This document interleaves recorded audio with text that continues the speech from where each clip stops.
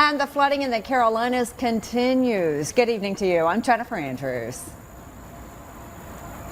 And I'm Chris Brown in Vanceboro, North Carolina, where 13 rivers are at major flood stage tonight. This is what that does to a neighborhood. This was once a street. It's now totally underwater. Folks getting back and forth via boat. Manuel Bajorquez starts out our team coverage tonight from Wilmington, North Carolina, with the story of a family who says coming home to ruined homes and businesses is a nightmare. How would you describe what this has been to go through for you and your family? Hell. Crystal Bowen's grandmother bought this house in Wilmington nearly 4 decades ago, but Hurricane Florence has left it virtually uninhabitable. Bowen shares this home with her mother and 9-year-old son Tyler. While floodwaters have started to recede in parts of Wilmington, there's been little relief here. I think that people see the lights coming back on, they see Wilmington slowly opening up, and they think, okay, things are starting to return to normal. Businesses are returning to normal. People's lives are not going to return to normal. In Bowen's bedroom, there are still several inches of water, and that's not the only problem. You might want to go out of here. There's black mold growing. The Navy veteran who served in Iraq says she lost nearly everything, including her military medals. I don't even think there's enough money in the world to fix this house. Outside in the backyard, it's not much better. That's probably about waist deep. You think that's waist deep over there? About 80 miles west in Robeson County, it's a similar story. Homes still surrounded by water look like they're in the middle of a lake. In nearby Bladen County, this farm is underwater.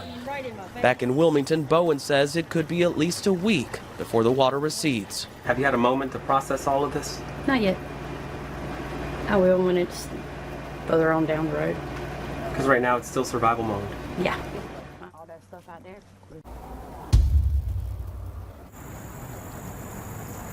You know, it's hard to hear, it's hard to see some of those images too. A lot of the things that we've seen up and down the coast of North Carolina. I, of course, have family in Wilmington who are telling similar stories from their friends. My family, lucky ones. Not everybody has been that lucky. We're raising money for the American Red Cross today because they are providing life-saving energy and food, water, snacks, supplies right here in eastern North Carolina. Things people need to get their lives back to normal. I talked with volunteers yesterday who came here from really all over the country.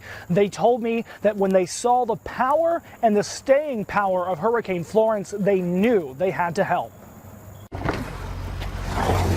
Inside these trucks, you got more than they actually needed, but give them everything they want. Food, snacks, water, essentials that are hard to come by these days. All you got is the applesauce and that's it, and y'all are ready to roll. John gets it. He came here all the way from Arkansas. You good? We're good. All right. Be careful out there. Meeting a lot of really nice people.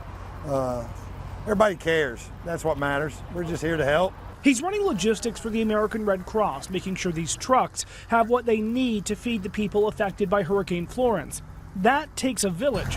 Just ask Charles Thomas. He's here from Tennessee. We're here to do whatever we can to make their life during this period a little bit easier. And Jim George, he's with a relief organization out of Virginia. They actually cook the meals the Red Cross serves. A meal or two, yes. More like 20,000 meals since Sunday. We've been doing this on a small scale first since probably 1969 with Camille, but it's just gotten larger and larger. They partner with the Red Cross. They've done it for years. And we both always have just understood this is a great partnership. We're all working together to make sure that we can alleviate as much of the suffering as we possibly can. For people like John, it's hard work and long days. All right, Miss Betty, you're ready. But if you see what they see, It kind of renews your faith in humanity. Yeah. It really does. What's inside these trucks is hope. And they say that's worth serving. People need hope. People need hope. People need a lot of hope around here. That's the goal of the Red Cross. That's why we put together this telethon. 8 hours of caring has been so successful in our area. When we needed help, it was successful after Hurricane Harvey for folks down in Texas. Now we're asking for help with folks in North Carolina. Taylor